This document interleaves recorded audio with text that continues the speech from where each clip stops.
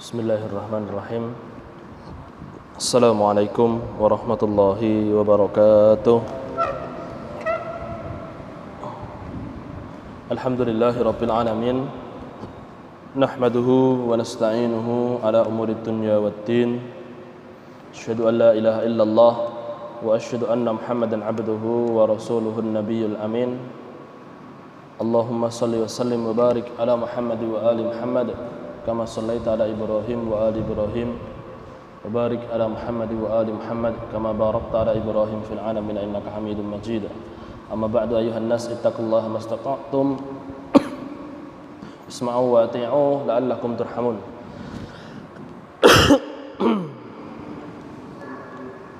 Alhamdulillah, Bapak-bapak, Ibu-ibu, hadirin sekalian yang dirahmati Allah Subhanahu wa taala, kita bertemu lagi pada kesempatan kali ini untuk atau dalam rangka tawassaw bil haq wa tawassaw bis sabr, saling berwasiat dalam kebenaran dan saling berwasiat dalam kesabaran. Bapak Ibu-ibu sekalian yang dirahmati Allah Subhanahu wa taala, kemarin kita telah membahas pada sebelumnya ini tak duduh nirien. Nah, kemarin kita bahas Riyadhus Shalihin sampai bab ini. Bab yang keempat, bab fit tafakkur fi adimi makhluqatillah. Bab yang kesembilan, bab fit tafakkur.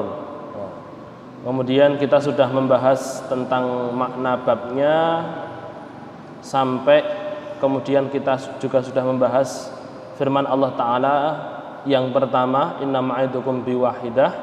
Kemudian kita masuk ke firman yang kedua. Aslinya sudah sebagian kita bahas, tapi tidak mengapa untuk diulangi lagi. Baik. Kelihatan apa mboten niki? Mati.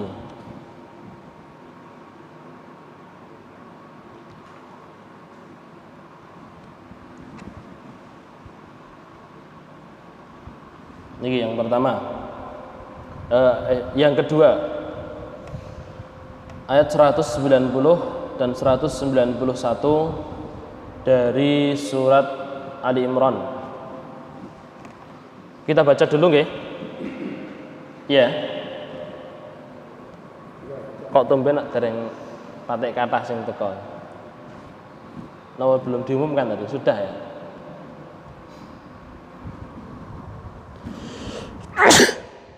Alhamdulillah. Monggo silahkan taut bersama-sama.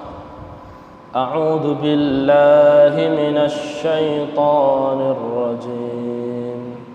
Bismillahirrahmanirrahim. Mas Imam tolong dimatikan sing ning imaman. Mike dimatikan satu. Saya baca dulu, panjenengan menirukan nggih. Mic-nya itu loh, mic-nya itu loh. Nah, ya.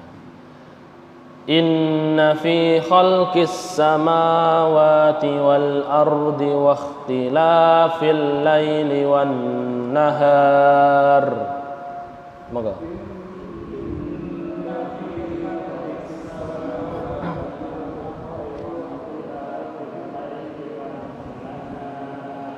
La ayatin liulil albab.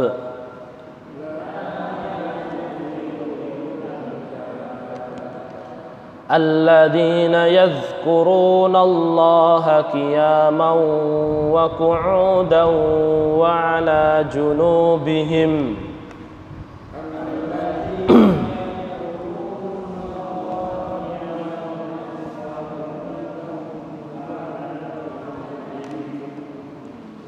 وَيَتَفَكَّرُونَ فِي خَلْقِ السَّمَاوَاتِ وَالْأَرْضِ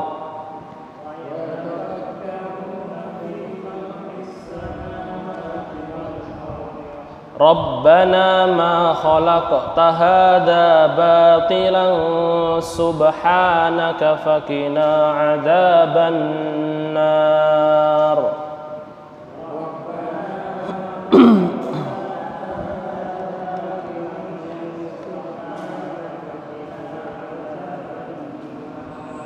Ya, kemudian saya artikan inna fi khalqis samawati wal ardh, sesungguhnya pada penciptaan langit-langit dan bumi disebutkan banyak langit karena memang ada 7 tingkatan langit, ya.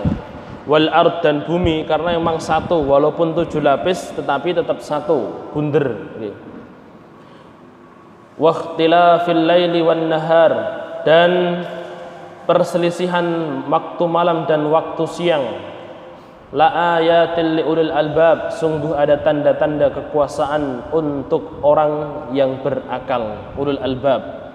Ya, kemarin kita sudah membahas albab itu bagaimana. Nanti insyaallah kita ulangi lagi.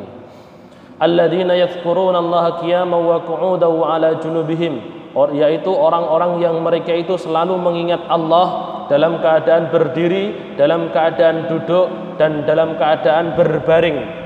Junub itu artinya samping, ya. Nah, ini dari sini juga bisa kita ambil istimbat pula bahwasanya kalau tidur memang yang Allah sampaikan itu wa 'ala junubihim, di samping-samping. Nah, itu menunjukkan juga bahwasanya baik untuk kebaikan kita maupun memang sebagaimana yang dicontohkan Rasulullah SAW, kalau kita tidur itu ada di samping kanan. Ya. Kalau nanti mengkurep, tidak boleh. Ada hadisnya, itu merupakan tidurnya penghuni neraka. Makanya kita tidak boleh tidur mengkurep. Wa yatafakkaruna fi khalqis samawati wal ard, dan mereka memfikirkan, ya, berfikir, bertafakkur tentang penciptaan langit-langit dan bumi. Rabbana, kemudian mereka mengatakan ya Rabb. Apa artinya Rabb? Rabb itu artinya pemelihara. Ya. Kadang kalau ilah sesembahan, Rabb pemelihara, ya. Ilah itu biasa kadang diartikan Tuhan juga. Apa bedanya Tuhan dengan sesembahan? Apa bedanya? Kalau ilah, Tuhan itu yang disembah. Kalau Rabb itu bukan hanya disembah tapi juga Rabb. Rabb itu artinya mengatur atau memelihara. Jadi mengatur segala kehidupan kita. Ada ndak Rabb yang tidak Tuhan atau ilah-ilahan, ya. Ilah-ilahan tapi tidak mengatur kita? Ada ndak? Disembah manusia tapi tidak mengatur kehidupan manusia? Banyak. Makanya di sana tauhid, ada tauhid uluhiyah, ada tauhid rububiyah. Karena Allah itu bukan hanya berhak disembah, tapi Allah jugalah yang mengatur kehidupan kita. Terus lanjut. Rabbana ma khalaqta hadza batilan subhanak. Ini jangan dipotong, dibatilah, ya. Kenapa? Karena subhanak ini untuk menyangkal. Jadi kalau kita mengucapkan subhanallah, subhanallah itu bukan untuk sesuatu yang dikagumi, nggih. Mas, subhanallah, suarane apik. Subhanallah wong iku nggo ganteng rek. Ya. Subhanallah itu bukan sesuatu yang dikagumi. Subhanak itu artinya maha suci Allah, itu untuk membantah apabila Allah Subhanahu wa taala mendapatkan atau ada orang yang mengatakan atau terlintas dalam pikiran kita tentang keabsolutan ketuhanan Allah Subhanahu wa taala. Seperti ini misalkan, ma khalaqta hadza batila, tidaklah engkau menciptakan ini dalam keadaan batil, untuk batil, sia-sia. Allah itu tidak pernah menciptakan sesuatu untuk kesia-siaan. Dan kalau terfikirkan, maka langsung di sini subhanallah.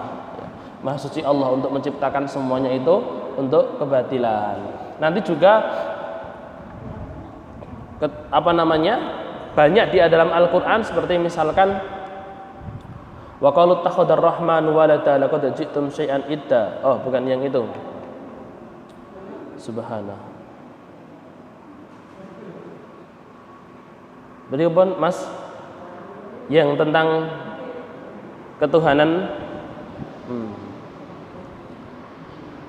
saya lupa ayatnya nggih. Jadi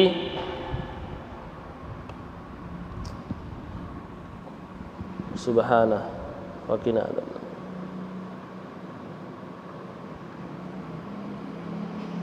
Saya lupa. Taib.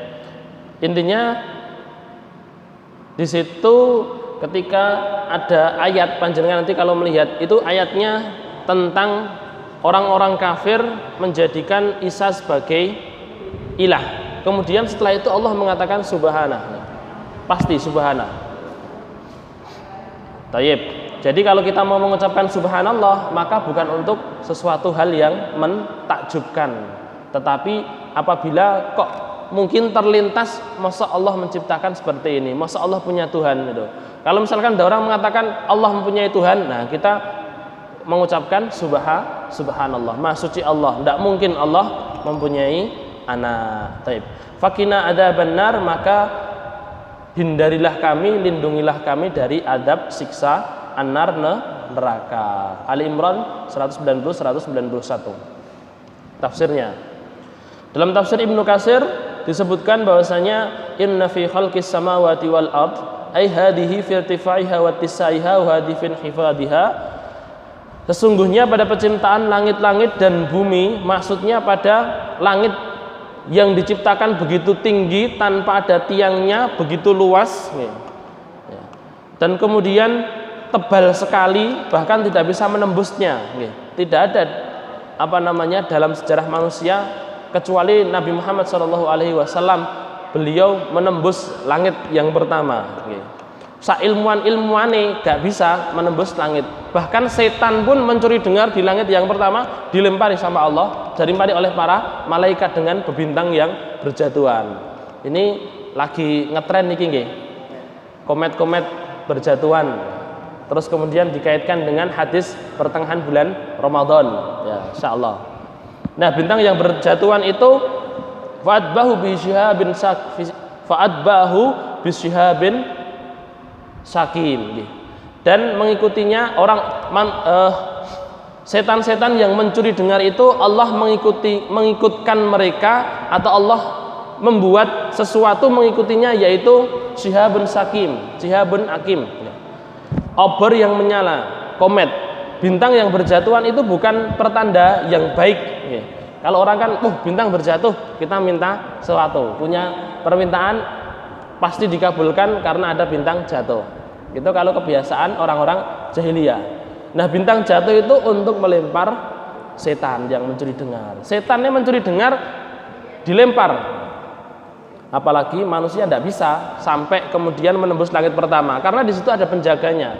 Nanti di hadis Isra Mi'raj, Rasulullah SAW dengan malaikat Jibril masuk ke pintu yang pertama, langit yang pertama, dodok-dodok sik. Rasulullah sama malaikat Jibril loh. Malaikat Jibril itu kan panglimane malaikat ya.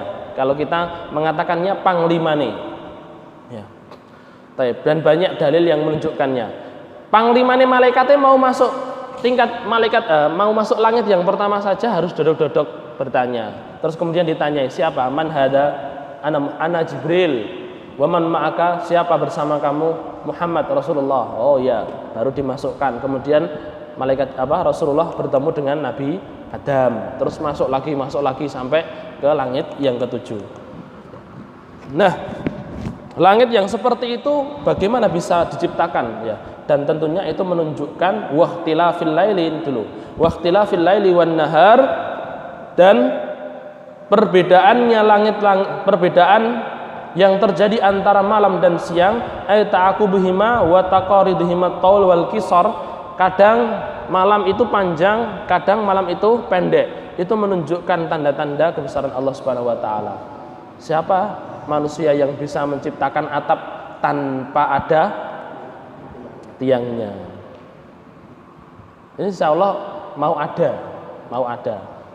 Apa? Pesawat itu mau, atau roket itu. Nah, tayyib. Kalau menunjukkan kebesaran Allah Subhanahu wa taala, yaitu dari penciptaan langit dan bumi. Kemudian selanjutnya dalam kitab Syarah Riyadhus Shalihin, kan tadi disebutkan inna fi khalqis samawati wal ardi wa ikhtilafil laili wan nahar la ayatil liulil albab. Sungguh pada penciptaan langit dan bumi, pada penciptaan siang dan malam ada tanda-tanda bagi ulul albab, tanda-tanda yang bisa dilihat oleh orang-orang yang berakal saja. Siapa itu ulul albab? Ulul albab, orang yang berakal, yang dimaksud berakal ini bukan kepintaran. Yang dimaksud akal bukan kepintaran. Ini disebutkan dalam syarah Riyadhus Shalihin, mal muradu bil akal, yang dimaksud akal apa? Halil murad bil akli dzaka, apakah yang dimaksud dengan akal itu pinter? Ya. Wong pinter apa mesti berakal gitu? Al jawab la, tidak. Az-zaka syai'un wal aklu syai'un akhar. Yang namanya pinter itu suatu sendiri. Ada ilmuwan pinter, tidak mesti dia punya kelakuan sing berakal, menunjukkan dia berakal. Gini apa nggih? Kalau kita pikirkan, nggih, korupsi itu termasuk kemanusiaan enggak? Melanggar kemanusiaan apa mboten? Korupsi, melanggar. Atau misalkan menyiksa orang itu juga melanggar kemanusiaan. Tapi berapa banyak orang yang mereka itu pinter tapi menyiksa orang, tapi melakukan tindakan korupsi, melakukan tindakan-tindakan yang memalukan. Itu menunjukkan bahwasanya dia pinter tapi tidak berakal. Akal di sini bukan berarti orang gila itu, yang kita artikan sebagai akal bisa berpikir. Kalau tidak bisa berpikir berarti orang gila, tidak. Tetapi ini berkaitan dengan hati. Rubba dzakiyyin nabiyyin fi dzaka'ih walakinnahu majnunun fi tasarrufatihin fal aqlu fil haqiqah huwa ma yaqilu sahiba an su'it tasarruf. Berapa banyak, barangkali ada, bukan hanya barangkali, pasti ada. Dan berapa banyak orang yang dia itu pinter, ya, tetapi dia itu gila dalam hal perbuatannya. Maka yang namanya akal itu hakikatnya adalah yang membuat seorang manusia itu tidak melakukan tindakan-tindakan buruk, tindakan-tindakan yang menjijikkan, tindakan-tindakan yang kalau dipikir itu hanya orang-orang bodoh saja yang melakukannya. Hadal aqlu wa anna lam yakun zakiyan wa faidan minallah alal insani bidzaka fal aqlu tammat alaihi ni'mah wa lam yakun zakiyan wa qad yakunul insan zakiyan wa laysa biaqilin au aqilan laysa bidzakiyin. Dan ada orang yang dia itu pintar tapi tidak berakal, atau orang itu berakal tapi tidak pintar, ya. Taib. Di sini saya kasih dalam terjemahnya, pintar itu nanti kaitannya dengan otak kita. Tapi yang namanya akal itu kaitannya bukan hanya otak tapi dengan hati. Maka yang dinamakan sebagai ulul albab itu adalah orang yang dia itu berakal, ya. Dia gunakan hatinya dan akalnya itu tunduk pada ketetapan Allah Subhanahu wa taala. Itu namanya ulul albab. Kalau orang pinter, ya, orang berperasaan, orang berperasaan, ya. Taib. Orang pinter terus berperasaan tapi tidak tunduk kepada Allah Subhanahu wa taala, tidak tunduk pada syariat Allah Subhanahu wa taala, tetap saja dia dikatakan bukan orang yang berakal atau ulul albab. Jadi ulul albab di sini akalnya lebih tinggi lagi, ya. Bagaimana mungkin seseorang dia pinter terus kemudian ketika dia melihat, dia punya peri kemanusiaan, melihat sesuatu sing mesake dikasih bantuan, tetapi ternyata dia tidak berpikir bahwasanya semuanya ini merupakan nikmat dari Tuhan, tapi dia orang ateis gitu. Orang ateis, dia tidak percaya bahwasanya yang dia berikan, yang didapatkannya itu dari Tuhan, tidak percaya. Yang didapatkan itu dari dirinya sendiri, usaha dia sendiri. Maka itu menunjukkan bahwasanya dia sendiri tidak mempercayai Tuhan, tidak mempunyai rasa terima kasih kepada Tuhan. Bagaimana mungkin dia bisa berakal? Taib.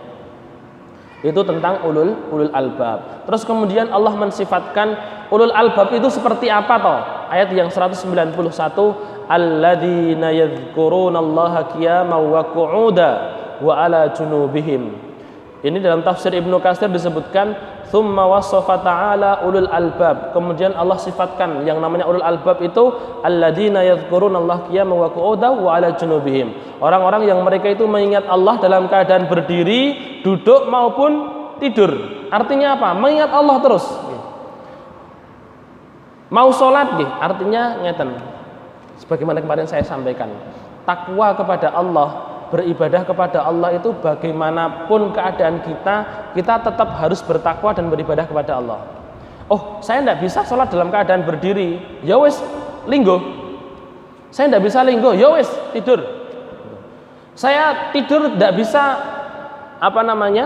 umi-umi, ya sudah. Saya melek gur mripate tok, pakai isyarat. Dan itu dibahas oleh para ulama. Artinya apa?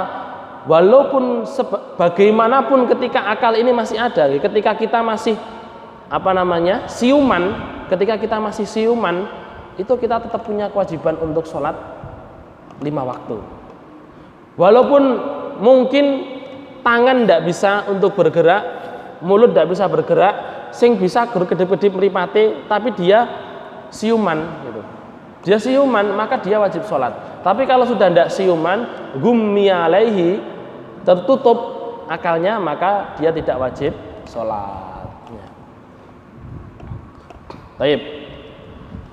Kemudian, nanti ada pembahasan dari para ulama. Kalau misalkan siuman 1 hari, apakah wajib mengqadha sholatnya yang sehari tidak dilakukan? Kalau misalkan cuma 1 jam, bagaimana? Nanti ada pembahasannya dari para ulama. Baik. Insyaallah kita akan membahasnya pada pertemuan yang akan datang. Kemudian di sini disebutkan kama tsabata fi sahih Bukhari an Imran bin Husain anna Rasulullah sallallahu alaihi wasallam qala shalli qa'iman fa illam tastati' fa qa'idan fa illam tastati' fa 'ala janbik ay la yaqta'una dzikrahu fi jami' ahwalihim bi sarairihim wa dhamairihim wal sinatihim. Sebagaimana disebutkan dalam kitab Sahih Bukhari bahwasanya Rasul mengatakan kamu salatlah dalam keadaan berdiri. Lek kamu ndak iso ya wis linggo. Lek kamu ndak iso ya sudah, kamu berbaring. Maksudnya apa? Layak tauna dzikrahu, tidak terputus sama sekali zikirnya orang ini, ulul albab ini selalu berzikir kepada Allah dan tidak terputus sama sekali fi jami' ahwalihim, pada semua keadaan. Dalam keadaan apapun, iso ngadeg, ra iso ngadeg, panggah zikir, panggah ingat kepada Allah Subhanahu wa taala.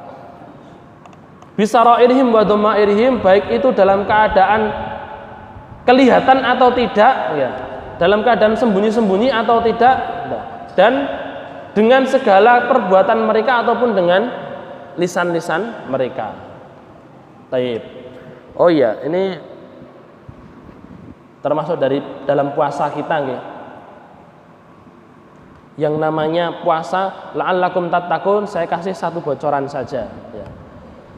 Ini harusnya kita bahas hari Kamis nih, tapi tidak apa-apa, belum sampai kita ke sana. Nah, kenapa Allah mengatakan la'allakum tattaqun, supaya kalian tuh bertakwa? Oleh Profesor Dr. Wahbah Zuhaili, salah seorang ulama dari Mesir, ya. Beliau meninggal tahun 2018, lagi-lagi baik. Nah, itu dalam tafsirnya beliau mengatakan kenapa kok puasa itu membuat seorang bertakwa? Karena dalam berpuasa ini, ketika kita berpuasa itu yang namanya orang itu dituntut oleh Allah Subhanahu wa taala untuk terus bertakwa, baik itu sembunyi-sembunyi atau tidak. Dan kita terlatih dengan puasa. Delik-delik apa iruh wong panggah poso, nggih napa nggih? Nah, itu juga merupakan latihan bagi kita untuk bertakwa. Ngene iki lho. Mulailah kamu dari berpuasa, ya. Supaya apa? Supaya kamu itu lebih bertakwa kepada Allah, tidak mau melanggar aturan Allah, baik dalam keadaan dilihat orang maupun tidak dilihat orang. Lek cah cilik, berbeda, nggih. Lek cah cilik berbeda. Tapi kita sebagai orang-orang dewasa, panjenengan orang-orang dewasa, maka ketika ada syariat puasa, itulah salah satu tujuannya supaya kita itu lebih bertakwa kepada Allah Subhanahu wa taala. Baik. Nah, ini sifat ulul albab yang pertama, senantiasa mengingat Allah di segala keadaan, berdiri, duduk maupun berbaring, dalam keadaan miskin maupun kaya. Makanya dalam surat Al-Hasyr, ya ayyuhalladzina amanu taqullaha wal tandur nafsum ma qaddamat lighad wattaqullaha innallaha khabirum bima ta'malun. Dan selanjutnya Allah mengatakan wala takunu kalladzina nasullah fa ansahum anfusahum. Dan janganlah kalian menjadi sebagaimana orang-orang yang lupa dengan Allah, maka Allah melupakan mereka. Allah membuat diri mereka lupa atas keselamatan diri mereka. Artinya apa? Allah lupakan. Artinya yang namanya takwa itu salah satu intinya ya ini loh, tidak lupa kepada dari Allah Subhanahu wa taala dalam keadaan apapun itu. tidak lupa sama sekali. Kemudian selanjutnya dalam Syarah Riyadhus Shalihin, nah ini pembahasan tentang zikir. Zakarallah, zikrullah azza wa jalla nau'ani. Yang namanya berzikir kepada Allah ada dua. Nau'un mutlak fi kulli waqtin. Yang pertama zikir secara mutlak. Berdasarkan hadis Rasulullah sallallahu alaihi wasallam, la yazalu lisanika radban min dzikrillah. Jadikanlah lisanmu ini selalu basah dengan zikir kepada Allah. Bahkan ini dari Aisyah radhiyallahu taala anha, wa qalat Aisyah, kana Nabi sallallahu alaihi wasallam yadhkurullah ala kulli ahyani. Ya. Sesungguhnya Nabi Muhammad sallallahu alaihi wasallam beliau selalu mengingat Allah dalam setiap waktu. Dari sini kalau kita lihat ini Pak, dalam nanti dimasukkan oleh Imam Al-Bukhari dalam kitabnya babnya itu bab tentang maca Quran atau berzikir kepada Allah di kamar mandi. Nah, Imam Al-Bukhari mengambil salah satu dalilnya ya ini, hadis ini. Rasulullah itu selalu mengingat Allah dalam setiap perkara, dalam setiap keadaan beliau, baik di kamar mandi atau tidak, selalu mengingat Allah ya. Entah itu diucapkan atau tidak. Baik, ini nanti menjadi pembahasan itu tadi menjadi pembahasan tersendiri dari para ulama. Apakah kita boleh baca Quran di kamar mandi atau tidak, itu nanti menjadi pembahasan para ulama. Terus kemudian kita boleh tidak zikir kepada Allah di dalam kamar mandi. Nah, itu nanti juga menjadi pembahasan para ulama ya. Tapi ulama sepakat bahwasanya ketika zikir itu tidak diucapkan atau bacaan Al-Quran tidak diucapkan, maka itu boleh. Jadi panjenengan mau misalkan hafalan Al-Quran tapi tidak diucapkan, kemudian hanya terlintas di otak saja, dibatin ngoten nggih. Apa iso? Ya bisa. Dan berzikir kepada Allah kan juga bisa dibatin, nggih napa nggih? Nah, maka itu diperbolehkan di kamar mandi. Adapun ketika diucapkan atau kemudian bawa mushaf dan lain sebagainya, itu nanti ada perselisihan di antara para ulama. Apalagi membawa mushaf itu juga merupakan bentuk penghinaan. Taib. Lanjut, wana usani, sedangkan macam yang kedua, zikrun muqayyadun bi'adadin, zikir yang memang dibatasi dengan satu jumlah au fi halin min al ahwali, atau keadaan tertentu. Wa huwa kasir, dan itu banyak. Minha azkarus salawat, seperti zikir-zikir ketika sholat. Nah, ini kita perlu kaget saya. Jangan kaget apa kaget? Nah, ini kita perlu mengetahui niki. Di situ ada zikir-zikir. Oh, itu Pak Bangkit toh, Pak Karim. Raketo, Pak Bangkit. Ya, di situ ada ibadah-ibadah yang memang mutlak, dan di situ ada ibadah-ibadah yang muqayyad. Kalau kita mengetahui di situ ada ibadah mutlak, ada ibadah muqayyad, maka kita jadi tidak tergesa-gesa untuk memvonis. Oke. Seperti misalkan ibadah mutlak, sholat sunnah mutlak, tahu nggih? Yang saya contohkan kemarin, Imam Ahmad beliau sholat 300 rakaat kala sehat.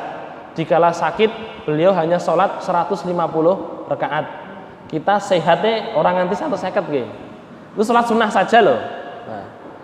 Nah, terus kemudian apa kita mengatakan, loh, Rasul tidak pernah sholat sunnah sampai 150. Berarti bid'ah enggak? Bid'ah enggak? Rasul, para sahabat sholat enggak sampai 150, itu di siang hari saja ya. Sebagian muridnya mengatakan itu sholat duha. Sholat duha, terus kemudian dilanjutkan sholat ba'da asar, sholat ba'da duhur. Jadi semenjak terbit matahari sampai dilarangnya sholat sebelum duhur itu, kemudian setelah duhur sampai asar itu Imam Ahmad beliau sholat 150 kali. Rasul tidak pernah sholat seperti itu. Apa kita akan mengatakan berarti Imam Ahmad beliau melakukan hal bid'ah? Tidak. Makanya kita perlu melihat di sana ada ibadah-ibadah mutlak, di sana ada ibadah-ibadah muqayyad gitu. Dan ibadah muqayyad ini tidak bisa kita ubah-ubah. Ibadah muqayyad misalkan, ya. Sholat witir itu kan ganjil. Terus kita membuat sholat witirku jadi genep aja. Itu namanya merubah-rubah ibadah muqayyad. Nah, itulah yang disebut dengan bid'ah. Atau misalkan dalam hal wajib, sholat maghrib telu ditambah jadi siji. Sholat subuh 2, mosok gur loro, papat lho. Mosok tangi turu salate gur ping pindho gitu. Papat jadi 2, jadi 4. Maka itulah yang disebut dengan bid'ah, membuat-buat perkara yang belum ada. Taib. Jadi kita perlu melihat di sana ada ibadah-ibadah, sekali lagi ibadah-ibadah yang mutlak berdasarkan dalil-dalil yang mutlak, dan itu banyak sekali terobosan-terobosan yang digunakan oleh para ulama. Taib. Cuman dalam hal ini nggih, kebanyakan para ulama mengatakan ini terobosan saya, maka ya coba jadi ini dalil gitu. Kalau kamu mau melakukan seperti ini, ya silahkan, dan kamu temukan sendiri dalilnya. Jadi orang ajak-ajak. Baik, lanjut.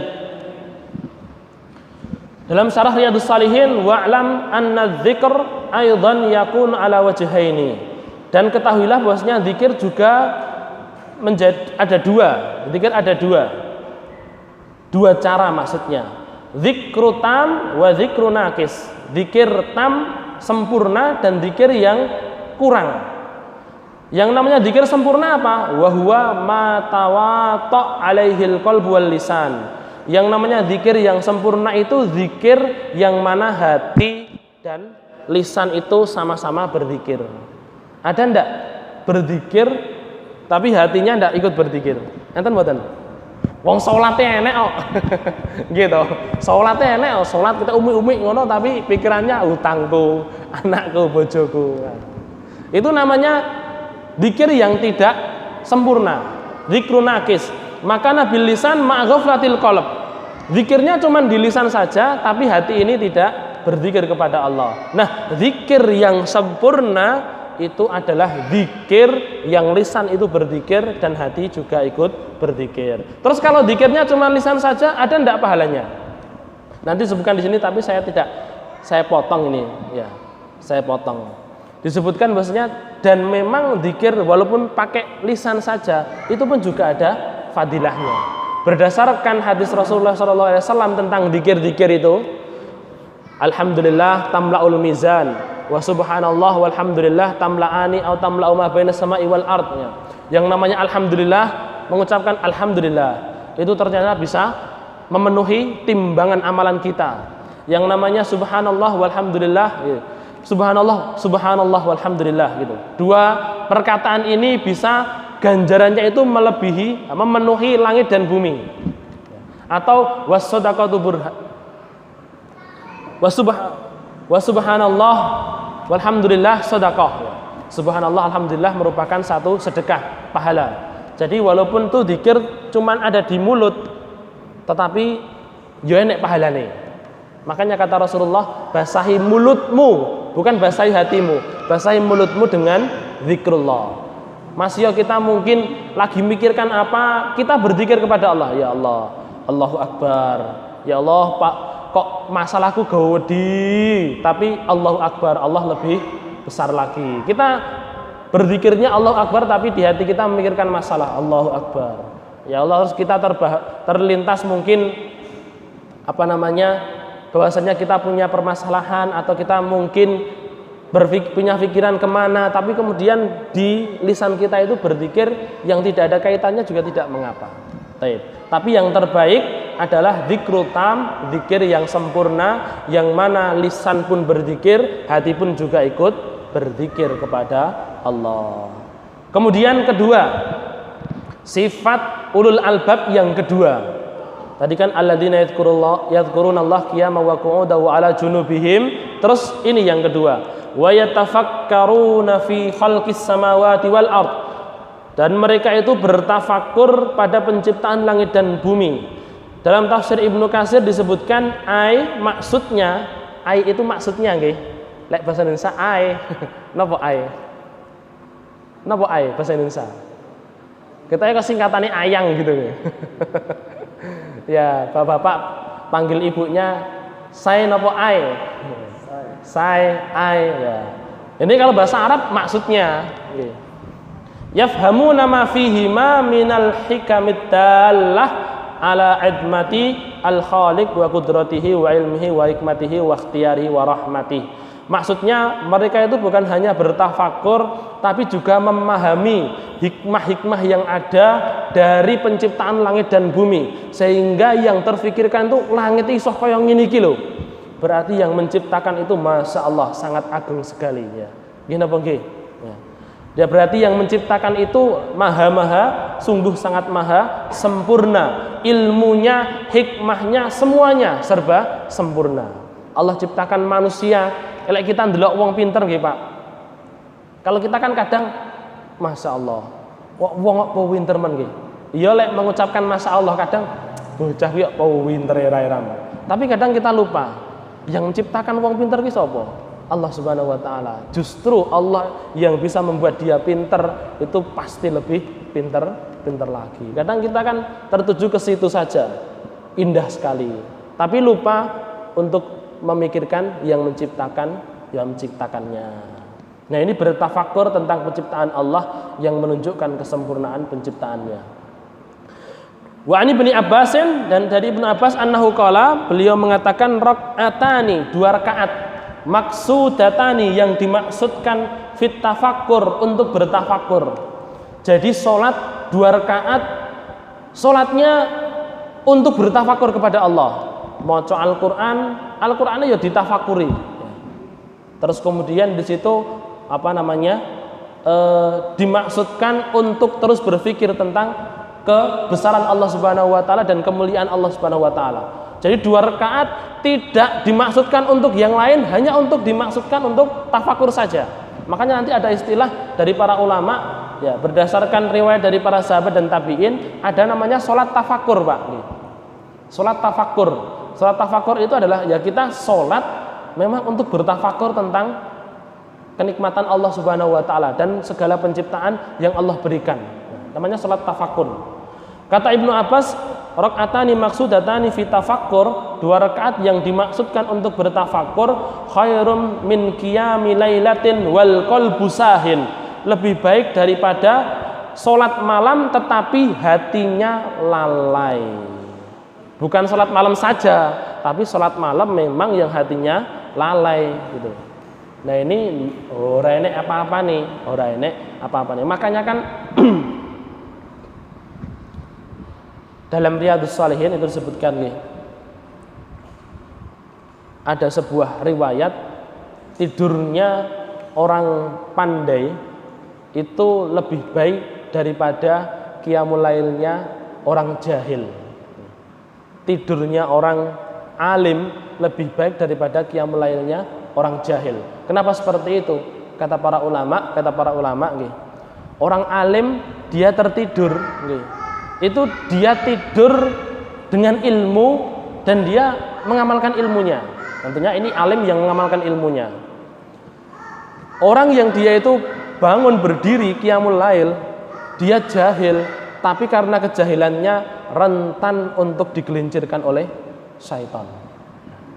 Makanya itu juga salah satu motivasi kita. Jangan sampai kita ini seprono seprene lahir dalam keadaan muslim tapi beribadah masih ikut-ikutan. Jadi tidak mengetahui iki ilmune kaya ngopo. Jadi jangan sampai seperti itu. Yang namanya ikut-ikutan atau dalam istilah fikihnya itu namanya taklid. Yang namanya taklid itu hanya untuk orang awam, Pak. Orang awam itu mereka mu'alaf, baru masuk Islam. Biasanya seperti itu, orang yang baru masuk Islam atau memang dia tidak pernah belajar agama sama sekali.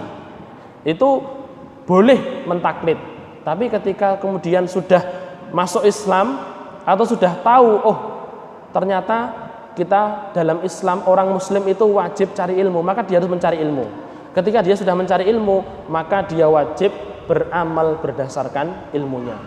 Raketang ilmu ini tekok, ini amalan ini fadilahnya seperti apa atau ketentuannya bagaimana, hadisnya sebagai piye to Pak Ustadz, tanya kepada kiai, tanya kepada mubalik, oh seperti ini, kita seperti itu. Tapi kan otomatis panjenengan beramal itu bukan karena ustadz tersebut, tapi karena memang ilmunya. Oh hadisnya seperti ini, saya berdasarkan hadis ini maka saya lek sholat maghrib telu gitu. Nah seperti itu. Baik. Ini ada sebuah kisah menarik di sini. Suatu kali Imam Asy-Syafi'i, beliau berkunjung di rumahnya Imam Ahmad bin Hambal. Di sana ternyata beliau Imam Asy-Syafi'i dan Imam Ahmad ini kan Imam Syafi'i sebagai guru, Imam Ahmad sebagai muridnya. Nah, suatu kali kemudian Imam Ahmad beliau pergi untuk qiyamul lail. Tapi Imam Syafi'i tidak. Imam Syafi'i ini sudah bangun tapi enggak qiyamul lail sama sekali. Ini ada kisahnya. Kemudian sampai subuh ternyata enggak qiyamul lail. Kemudian Imam Ahmad bertanya kepada Imam Syafi'i, "Ya Syekh, wahai guruku, kok tadi malam saya lihat sampean niki melek, tapi kok ora qiyamul lail, ada apa?" Gitu. Kemudian beliau mengatakan, "Saya itu sedang berpikir tentang beberapa masalah ilmu." Kemudian dari sini memang sebagian para ulama itu melihat walaupun itu ada qiyamul lail, tapi ketika kita mau mencari ilmu atau berpikir tentang ilmu tafakkur, maka itu juga tidak mengapa atau dalam tanda kutip tidak lebih baik, hampir setara dengan orang yang qiyamul lail. Walaupun bukan ganjarannya, tetapi kalau misalkan orang tidak qiyamul lail itu kan sunnah, gitu. Qiyamul lail sunnah, tetapi menuntut ilmu itu wajib. Maka dari situ kemudian daripada misalkan ada orang dia kok tidak bisa qiyamul lail karena harus menuntut ilmu, maka tidak apa-apa dia harus menuntut ilmu. Tapi yang namanya qiyamul lail perlu kita ketahui ini perbuatan para ulama saja, perbuatan para ulama. Perlu kita ketahui bahwasanya qiyamul lail di situ ada begitu banyak fadilahnya.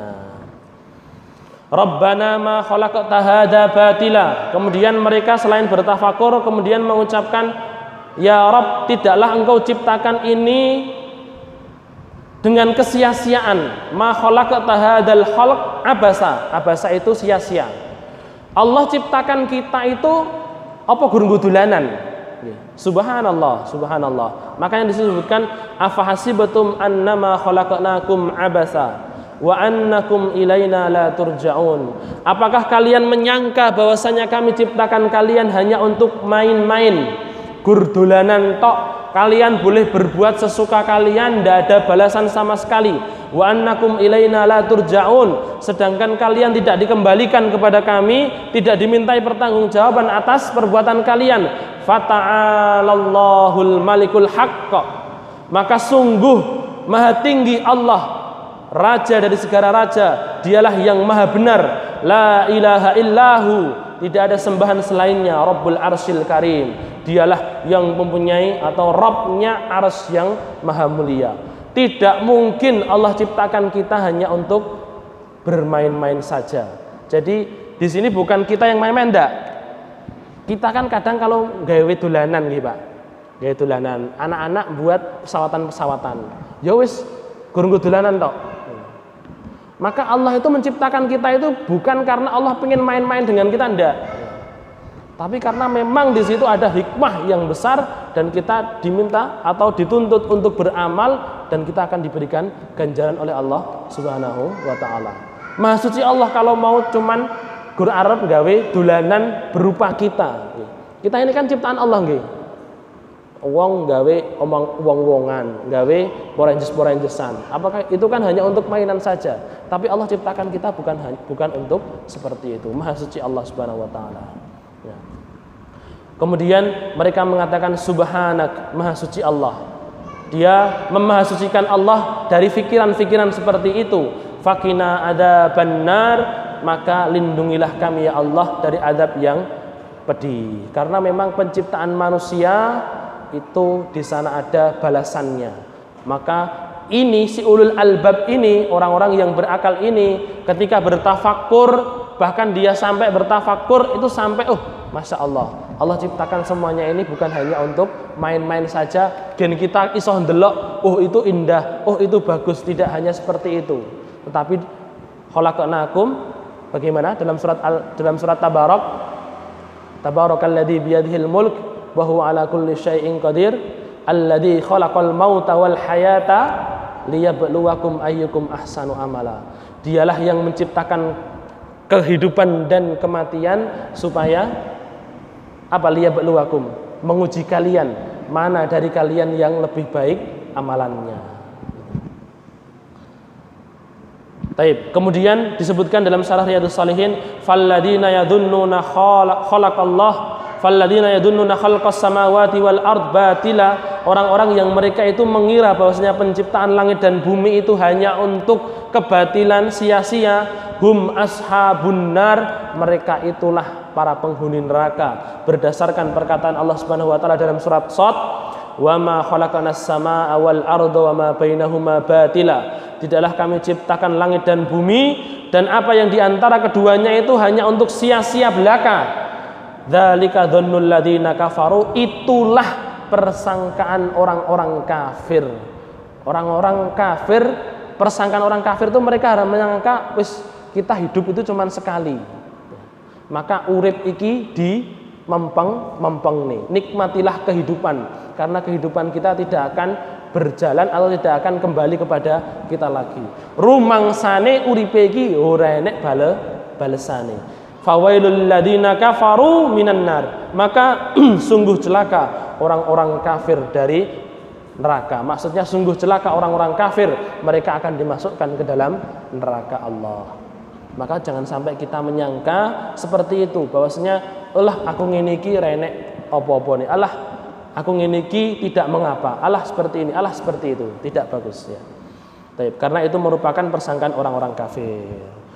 Dan mungkin ini karena tadi ada itu, mungkin untuk materi kita Riyadhus Shalihin kita cukupkan sampai sekian dulu nggih. Kita niki kan ada permintaan tentang fadilah iktikaf, karena ini kita sudah mau masuk 10 hari terakhir nggih. 10 hari terakhir bulan Ramadan, dan insyaallah mulai nanti malam ada iktikaf di sini insyaallah nggih. Dan kelompok tadarus kita ya, kelompok tadarus saya insyaallah nanti akan berlanjut sing biasane jam 10 wis mari.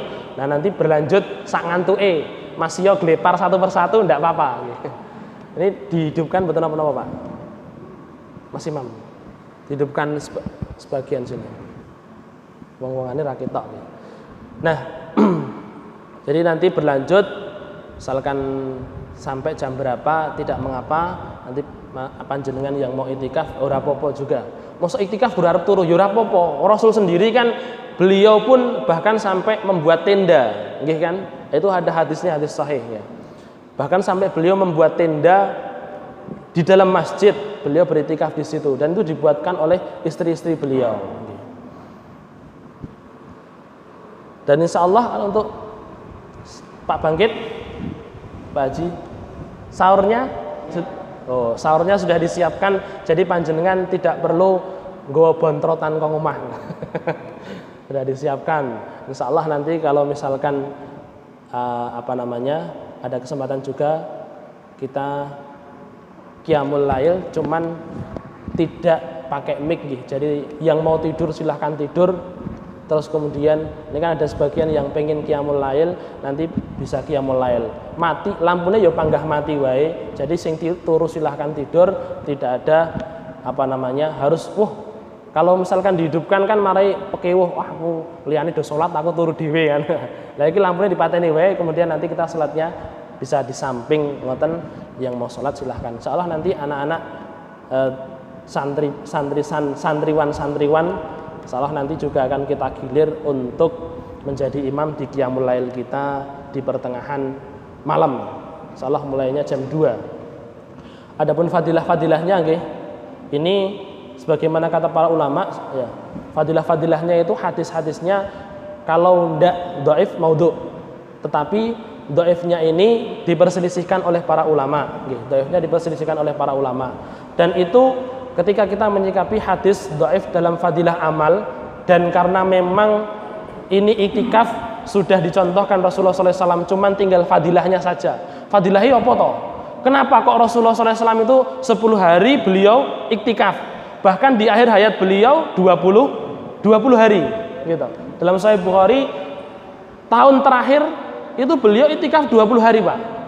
Jadi semenjak napa niku tarikh atau tanggal yang ke-11 sampai tanggal yang ke terakhir tanggal 30 itu beliau 20 hari beliau beriktikaf di dalam masjid.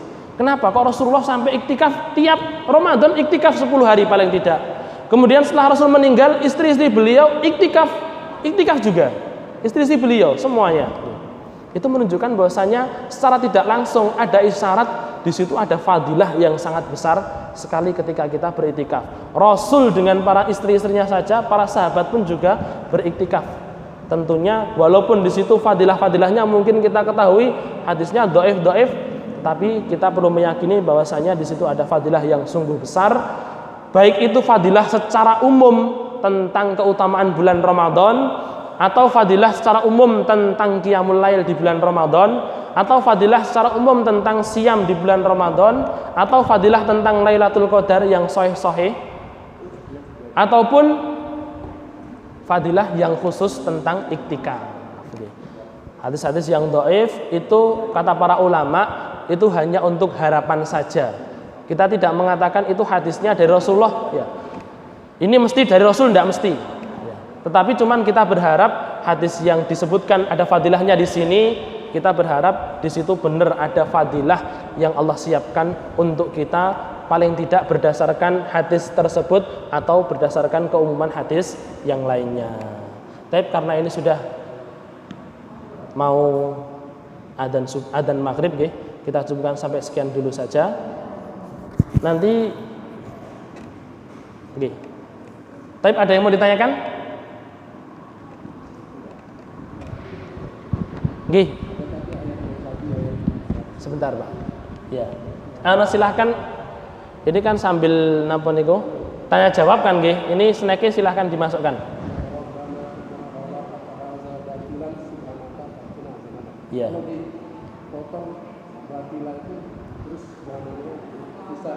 Kalau dipotongnya di subhanak, ya di subhanak. Kalau misalkan kuat, langsung dilanjutkan lagi. Tadi Rabbana ma khalaqta hadza batilan subhanak. Kalau tidak kuat, dipotongnya di subhanak. Karena subhanak ini sebagai napa niku penangkal atau penolakan terhadap kalau ada pikiran Rabbana ma khalaqta hadza batila. Kalau Allah menciptakan semuanya dalam keadaan batil, maka di situ ada subhanak, kan tadi sudah saya sampaikan nggih. Itu untuk menangkal Maha Suci Allah untuk melakukan hal tersebut. Maka kalau kita potong jangan dipotong batila saja, tetapi dipotong di subhanak. Maka nanti bisa kita lanjutkan faqina adzabannar atau dimulai lagi dari Rabbana ma khalaqta hadza batila. Itu nggih, Pak Edi. Ada lagi? Waalaikumsalam.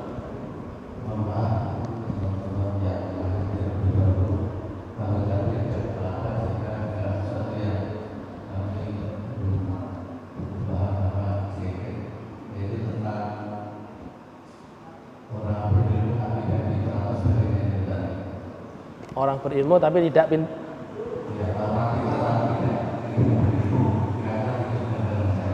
Oh, yang ini tadi, orang pinter tapi tidak berakal. Oke.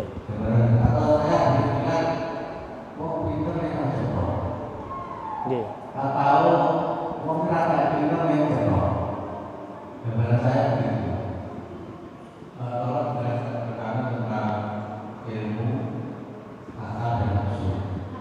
Ilmu,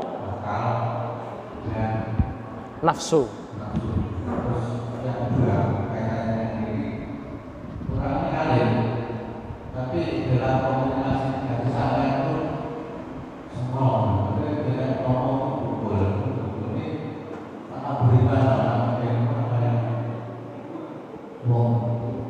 Orang dia berilmu tapi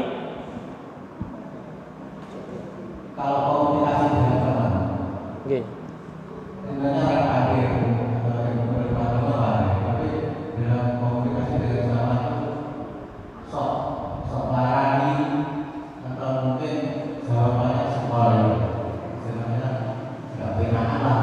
Ilmu tapi adabnya ndak ada. Oh ya. Nggih. Baik. Yang pertama tentang apa tadi? Akal kali. Ilmu, akal dan nafsu. Nggih. Ya.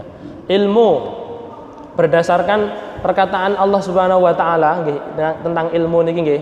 Ini perkataan Allah Subhanahu wa taala, "Innama yakhshallah min ibadihil ulama." Sesungguhnya hanya para ulama saja yang takut kepada Allah Subhanahu wa taala. Innama yakhshallah min ibadihil ulama. Nah, itu kemudian ulama mengatakan alim, yang namanya alim itu ada dua. Oke. Alim, orang yang berilmu itu ada dua. Yang pertama, alimun bisyara'atillah. Dia mengetahui atau berilmu tentang syariat-syariat Allah. Yang kedua, alimun billah. Mempunyai ilmu tentang Allah. Maksudnya dia punya keilmuan mengetahui, atau kita biasa mengatakan arifun billah, mengetahui tentang kudrah Allah Subhanahu wa taala. Nah, perbedaannya dari dua ini, kata ini disebutkan dalam tafsir Ibnu Katsir, Pak.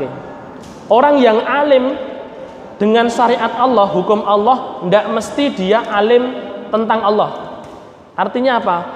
Dia mungkin punya ilmu agama, tapi tidak mesti dia pandai beribadah atau menjalankan ilmu agamanya. Dan sebaliknya, orang yang dia itu berilmu tentang Allah, ya, berilmu tentang Allah artinya apa? Dia dapat ilmu, pokoknya langsung diamalkan, semuanya ibadah-ibadahnya kepada Allah dijalankan. Tidak mesti dia pandai dalam ilmu syariah. Terus ilmu itu apa sendiri? Kata para ulama, bedanya ilmu dengan ma'rifah, itu ilmu itu merupakan suatu kepastian, sedangkan ma'rifah belum pasti. Jadi bisa dipahami Pak dari definisinya. Ilmu itu sudah pasti, kalau ma'rifah dia mengetahuinya belum pasti. Gur jarine itu namanya ma'rifah. Tapi kalau misalkan benar-benar tahu, oh iki bener sholat itu harus seperti ini, maka itu namanya ilmu. Tapi tadi ilmu ada ilmu kepada Allah, ada ilmu syariat, ada ilmu Allah. Bisa dipahami nggih? Terus kemudian tentang dimatikan aja enggak, Pak? Wah, sudah mau habis nih. Mungkin nanti kita nggih, bisa besok aja nggih. Baik. Mungkin nanti bisa lewat SMS nggih, lewat WA nggih. Insyaallah nanti saya akan sampaikan lewat WA. Baik, itu saja. Kita tutup dengan doa kifaratul majlis. Subhanakallahumma bihamdik, asyhadu an la ilaha illa anta, astaghfiruka wa atubu ilaik. Assalamualaikum warahmatullahi wabarakatuh.